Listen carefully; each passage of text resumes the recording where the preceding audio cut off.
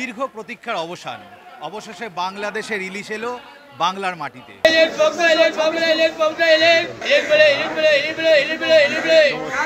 কলকাতা আশা করে সবাই বাংলাদেশ ইলিশের জন্য সবাই আশা করে এই সময় যে পুজোর লোক আসবে, আত্মীয় স্বজন সবাই আসবে বাংলাদেশ ইলিশ খাওয়ার জন্য। দাম একটু সাধারণের সাধ্যের বাইরে, তবে ভালো স্বাদ পেতে হলে একটু বাড়তি ব্যয় করতেই হয়। বিভিন্ন সাইজের মাছটা নিয়ে এসেছি, 700 গ্রাম থেকে নিয়ে কিলো 1 কিলো 200 এরকম মাছ আছে।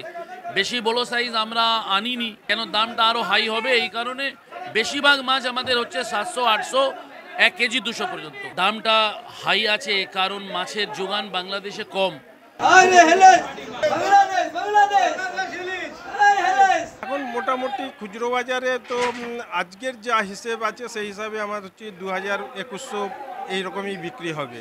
1 কিলো 100-200 সাইজের মাছ আপনার 1600 1650 বিক্রি হচ্ছে। এই মাছটা খুচরোতে ধরেন 100-150 টাকা বেশি দিয়ে আমরা বিক্রি করব। আজকে ফার্স্ট ঢুকেছে, পুজো অবধি ঢুকবে।